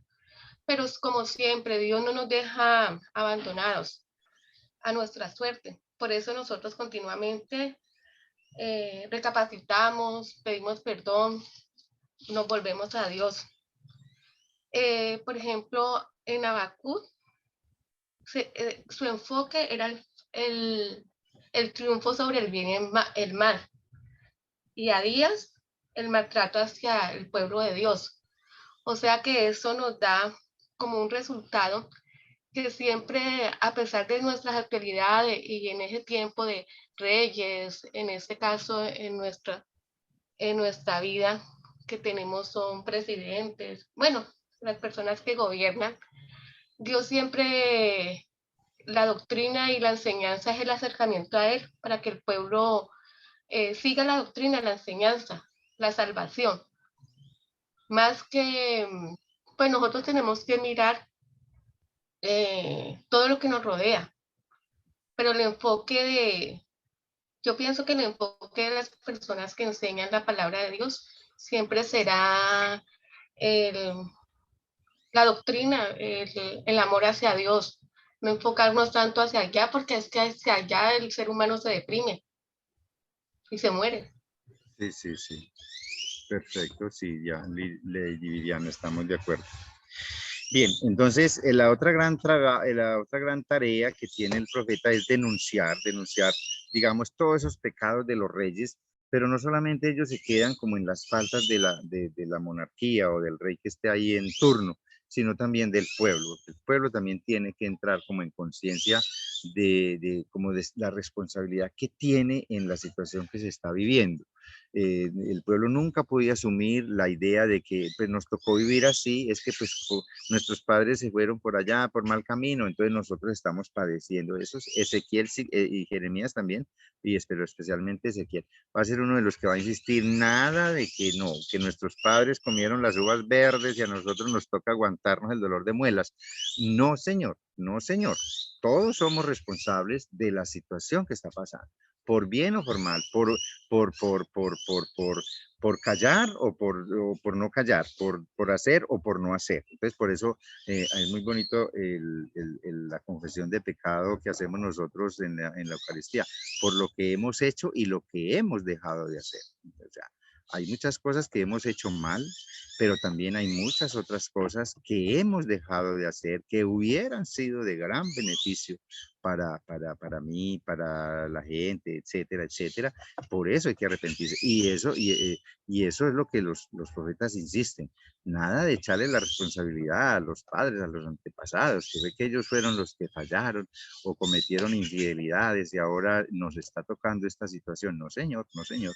Ellos está bien, hicieron lo que pensaron que era bueno, no les salió muy bien, pero nosotros podemos hacer algo diferente. No estamos obligados a hacer exactamente lo que ellos hicieron. Tenemos que saber qué es lo que nosotros tenemos que cambiar. Ese es como la gran también mensaje de los profetas. Luego, pues, digámoslo así, los profetas intentan hacer ver que la monarquía puede y debe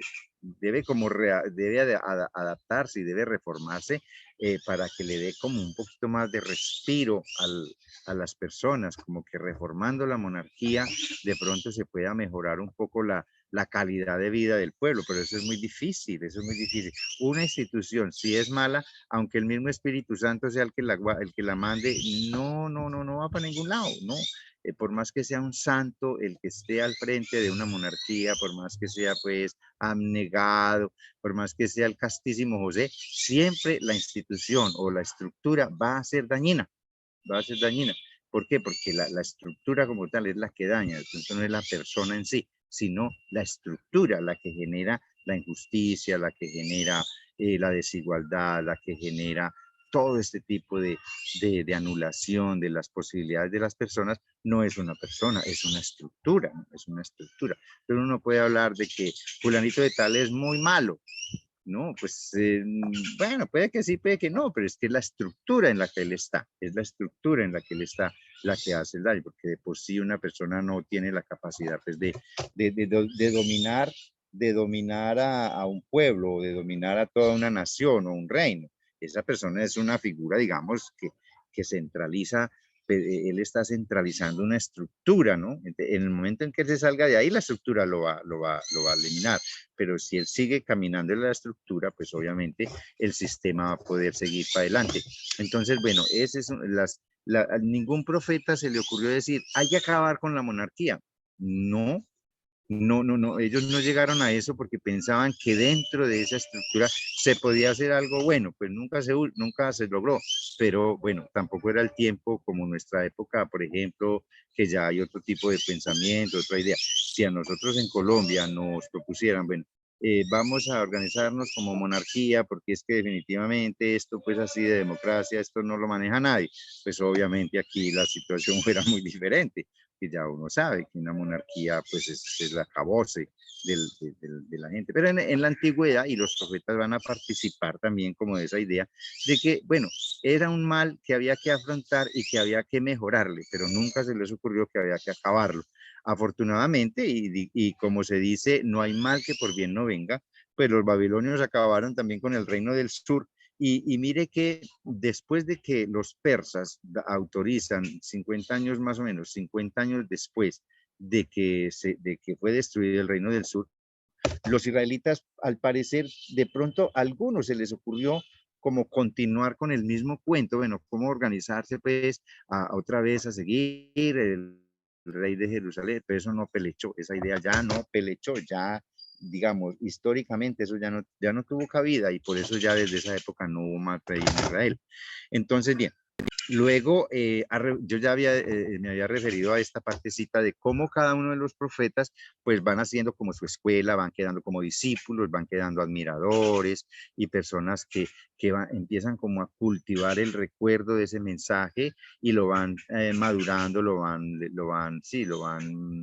organizando, le van dando forma hasta que lo producen como escrito y lo ponen como bajo la autoría del profeta que ellos están pues que ellos, del cual han sido seguidores. En este caso, pues, seguidores de Amós, seguidores de Oseas, seguidores de Isaías. Les dije, es muy difícil, yo creo que ninguno de estos profetas escribió, les dije también el tema de Jeremías, de pronto él haya dictado, pues, como a alguien que sí, ponga esto por escrito, pero pues uno decir que el libro de Jeremías lo escribió Jeremías, no tendría manera de uno sustentar esa posible idea, ¿verdad? Entonces, de todas maneras, en esta época ya están saliendo esos primeros escritos en nombre de esos profetas, en nombre de Amós, en nombre de Oseas, en nombre de Isaías, ya desde esta época comienzan esos primeros escritos. Como les digo, estamos pues a puertas de la destrucción de Jerusalén. Ya estos profetas ven como que ya es inminente prácticamente que el reino de Judá va a desaparecer, porque por más que está sometido a la tributación, los babilonios no van a transar con Israel para dejarlo intacto. Esa no es como la idea de los babilonios. Y por eso los profetas, pues no es que estén, como les dije ahora, no es que ellos estén adivinando la suerte de Israel, simplemente la están anunciando. Simplemente la están anunciando y están haciendo caer en cuenta que pues sí, que por más que, por un lado, la política de los reyes de Israel siempre fue una política deficiente y toda esa cosa. Por más que buena que haya sido, siempre una potencia externa, una potencia extranjera como Babilonia va a acabar con Israel y así fue como sucedió. De todas maneras, ya todos sabemos, en el 580 en el 587, ya desde el 590 ya se venían dando golpes a Jerusalén, ya habían sacado varias personas, ya habían matado a un rey, a Sedecías, algo así, le habían sacado los ojos y todo eso. Hay una cantidad, pues, digamos, de intervenciones, de abusos. Todavía en Jerusalén tienen allá, no sé si pues, si es exactamente el lugar, pero hay una tradición, un hueco que hay debajo de la muralla, un túnel por donde se dice que Ezequías escapó por ahí en este año más o menos del 580, antes del 587, o sea, fue el 590 más o menos, salió por ahí, se fugó de Jerusalén, imagínense un rey huyendo. Entonces, pues lo alcanzaron, lo alcanzaron en su vida, lo mataron a él, a su familia, toda la cantidad de desastres. En el 587, pues ya es, o 586 ya es la destrucción total. Bien, entonces estamos hablando ya más o menos del 609 al 538, ¿no? El 609 al 600, perdón, 599, 500, eso todo va de para atrás. Para el 587, 88, ya Jerusalén está destruida. Muere Josías, el rey, en fin, todo esto que ya conocemos, la destrucción del reino del sur, y pues no se conforman solamente con acabar con la ciudad, con saquear el templo, con incendiarlo, sino que además se llevan a la clase dirigente, se la llevan para el exilio. ¿Qué pasa con esto acá? Hay un fenómeno muy interesante. Yo les había hablado ahorita de la falsa fe, la falsa seguridad que da una falsa fe. La falsa seguridad que tenían los judíos del sur era pensar que Yahvé mismo defendía su ciudad, defendía el templo, defendía todo. Cuando llegaron los babilonios o los caldeos, que son las mismas, son el mismo reino, ellos acaban con todo y ahí pues ellos no tienen ninguna, digamos, como que ninguna, no tienen que desplegar ningún tipo de fuerza especial por el hecho de que sea Jerusalén y que Yahvé salió al encuentro de ellos, no, fue la cosa más normal, como acababan los ejércitos poderosos con las ciudades antiguas, lo hacían pues, con dificultades porque siempre no era cuestión de media hora ni de mediodía, la cuestión de varios días, asediar la ciudad, fortalecerla, los bastimentos, el suministro del agua, todo ese tema, después coger, porque resistencia sí encontraban, pero obviamente que era una resistencia que iba a caer, sí o sí iba a caer en cuestión de un día, 2, 3, 4, lo que fuera. En esta época los tiempos no son como hoy en día, ¿no? En cuestión de mediodía puede estar destruida toda una nación con bombas, con todo el armamento que se tiene. Para la época pues era lo tradicional, eran lanzas, eran piedras, eran aparatos con los que lanzaban rocas y a punta de eso era como destruían una muralla, pero se necesitan varios tiros y dele. Entonces ahí se van pues varios días en un asedio y luego en una toma. Pero bueno, el hecho fue así y de aquí que se llevan para Jerusalén, para el exilio, se llevan a la clase dirigente, se llevan a los comerciantes, en fin, a la gente más influyente, se la llevan para Babilonia. El resto pues quedan acá sin ningún tipo de organización, sin ningún tipo sí, como de aspiraciones, porque es el pueblo que siempre ha estado sometido. De hoy para mañana es muy difícil que un pueblo que ha estado siempre sometido, produciendo para un tributo, pues vayan a organizarse. Eso no lo vamos a ver ni en esa época, ni en esta. Muy, muy difícil que la gente, si no está entrenada, si no está acostumbrada a hacer como lectura de sus situaciones, se vayan a organizar. Entonces, obviamente que aquí la masa, los que quedan son la gran mayoría. O sea, a Babilonia tampoco es que se van a llevar a todo el mundo. A Babilonia se llevan digamos, lo más selecto, como se dice hoy en día, la creme innata de la sociedad de Jerusalén, los dirigentes y, en fin, los más influyentes son los que se llevan y a sus familias. De resto, todo el mundo queda aquí.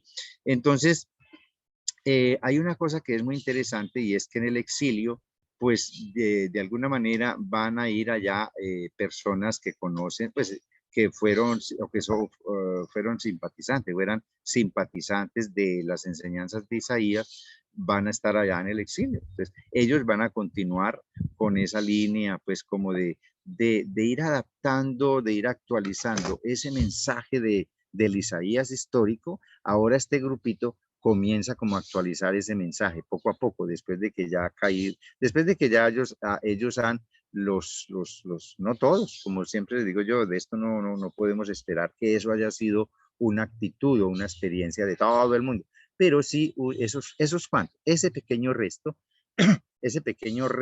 que sigue todavía ahí terco, esperando, confiando y bueno, siempre pensando en que esto no es el final de los tiempos, que aquí tiene que salir algo distinto, aquí tiene que surgir algo nuevo a pesar de que las circunstancias, la situación diga lo contrario.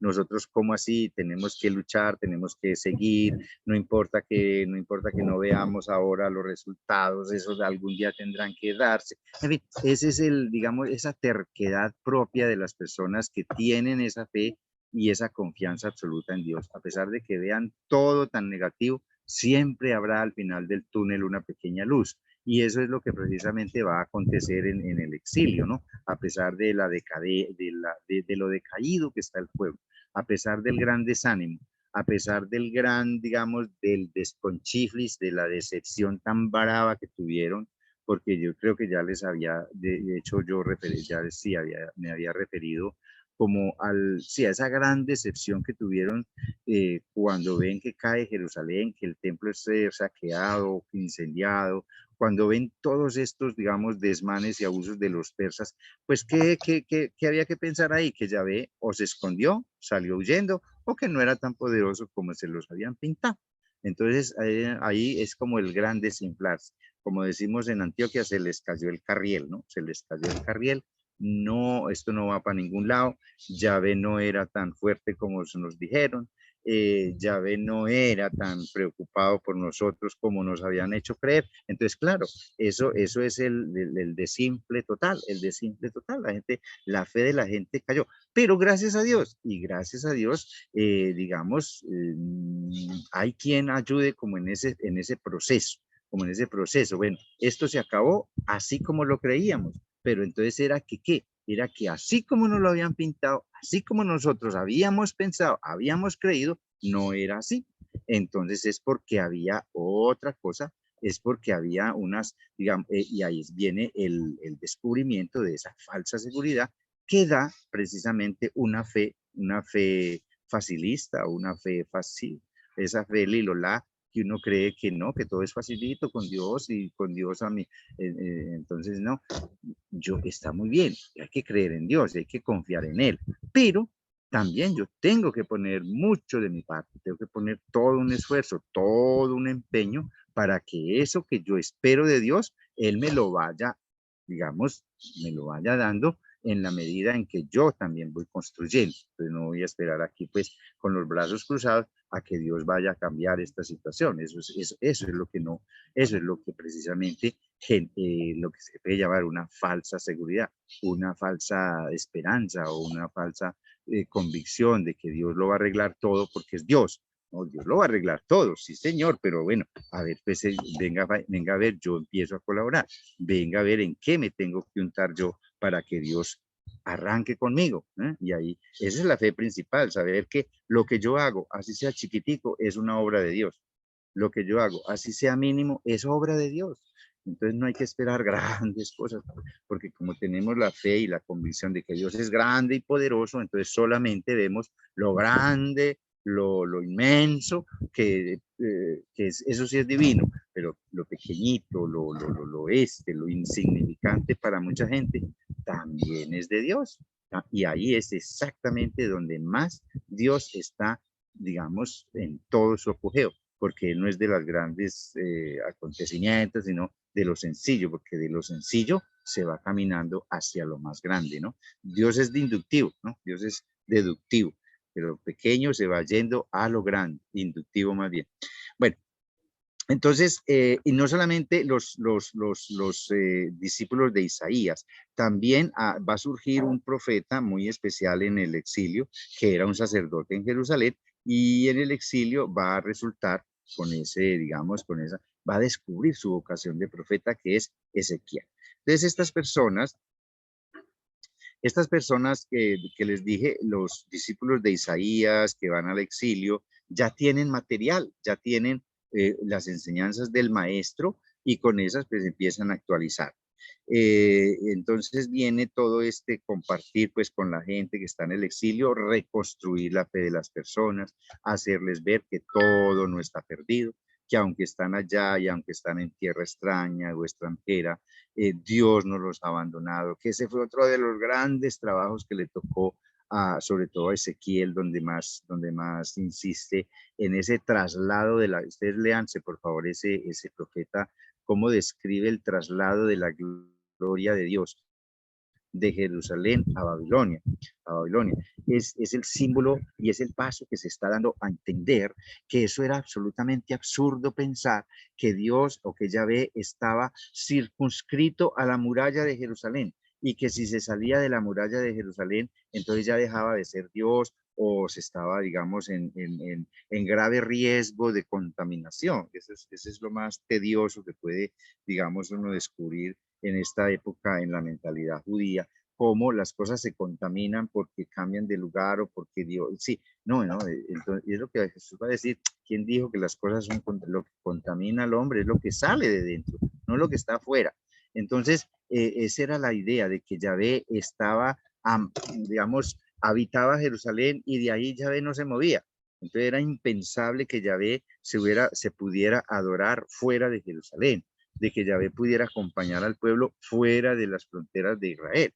Entonces el gran trabajo de Ezequiel, por ejemplo, va a ser ese, va a ser hacer entender que Yahvé no ha sido derrotado, que Marduk, que era el dios de los babilonios, no es más grande que Yahvé, porque el único, el más grande, el más poderoso es Yahvé, porque es un Dios vivo, es un Dios de los padres, el Dios de la historia.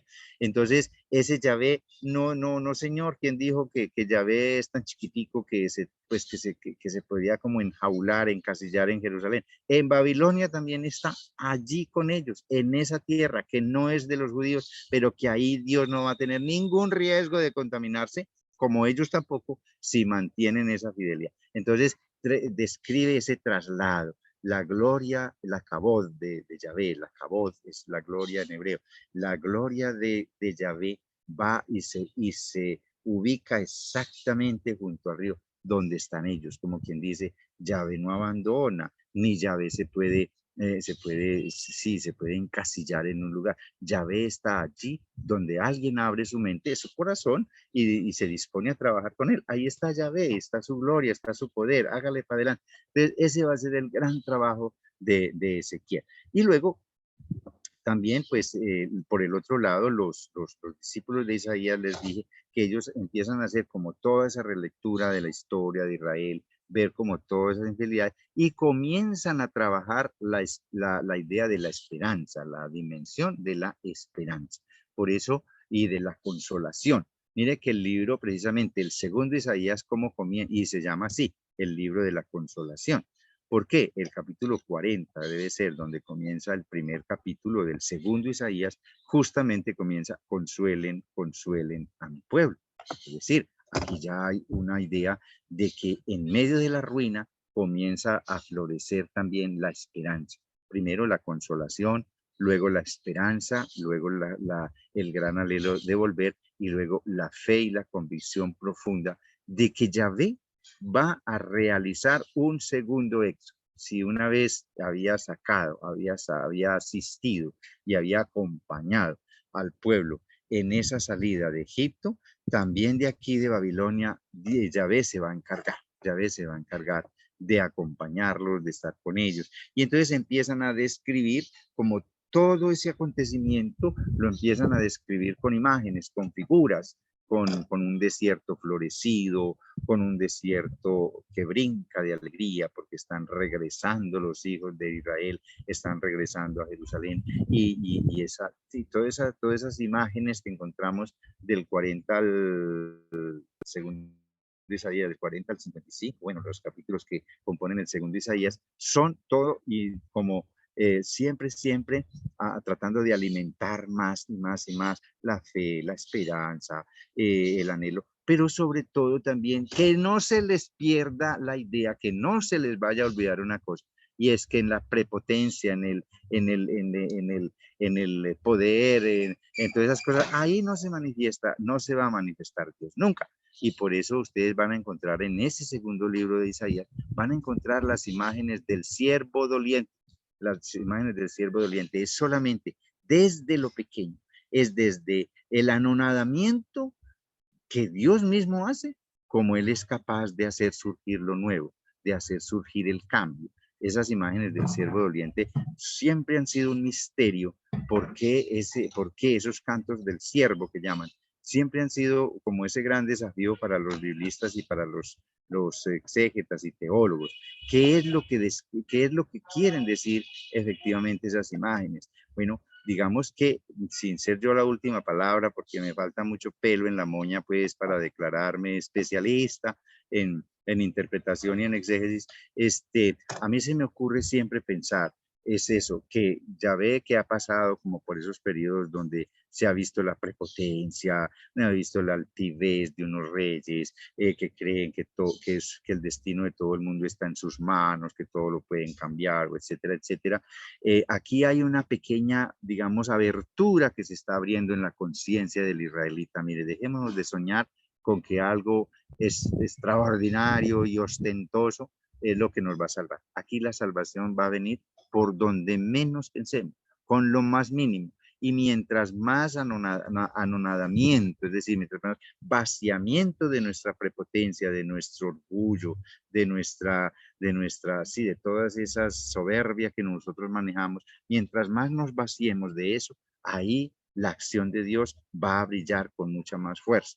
Eso precisamente es lo que ¿cómo se llaman? Los paisanos de Jesús no fueron capaces de descubrir, ni siquiera sus discípulos, sino la gran mayoría de la gente no fue capaz de descubrir. Cuando todo el mundo pensaba en un Mesías grande, poderoso, ostentoso, que llegara en medio de nubes y de rayos y de todas esas cosas, aparece Jesús, un campesino de Galilea, un campesino común y corriente, sin grandes pretensiones, y haciendo este ejercicio, porque también esa era como la otra dimensión del Mesías. Cuando uno lo esperaban así grande y poderoso, había ese pequeño resto que esperaban un Mesías que se identificara con el humilde, con el empobrecido, que se hiciera uno de ellos y ahí empezar a construir o a reconstruir el reinado de Dios. Eso no lo pudo ver ni Pedro, ni Juan, ni nadie lo pudo ver porque estaban más conectados con el otro, con la otra tendencia. Aquí también las cosas se movían por tendencias. Entonces, la otra tendencia era la que el Mesías que tenía que llegar a transformar, pero nadie se le había ocurrido que también ya desde esta época en Isaías, estos discípulos de Isaías habían ya formulado esa otra clave de la acción de Dios, desde lo pequeño, desde lo humilde, desde el servicio, desde la, digamos, humillación. Hay que humillarse, pero no porque Dios nos quiera humillados, sino porque en ese gesto se abre mucho más el espectro para entender qué soy, quiénes somos y hacia dónde tenemos que caminar. Amén. Con la ayuda de Dios, dentro de 8 días seguimos. Muchas gracias, reverendo Gonzalo, por compartir con nosotros su conocimiento sobre los profetas. Realmente es un tema fascinante y que no alcanzamos a completar en 4 sesiones. Nos queda muchísimo trabajo a cada uno de nosotros por complementar. Y creo que este abrebocas que usted nos está dando es pues sumamente interesante. Bueno, Elisa. Por ahí está Antonio, una mano levantada. No sé si de pronto tenía algo para mí o para ti. Para usted, reverendo, muchas gracias por sus orientaciones. Es que estaba escuchando en esa parte donde los judíos consideraban que solo lo que estaba dentro de las murallas ahí era válido, para que Yahvé estaba ahí y fuera de ahí no había salvación. Y me hace acordar de los que predican por ahí algunos sacerdotes romanos todavía, que si uno no es romano y no está en comunión con el Papa no se salva, que los demás somos falsos. Y entonces esto ha sido un tema histórico, ¿no? Sí. Una concepción histórica. Sí, exacto. Buen día, reverendo, y muchas gracias, ¿no? Ok, Dios les bendiga.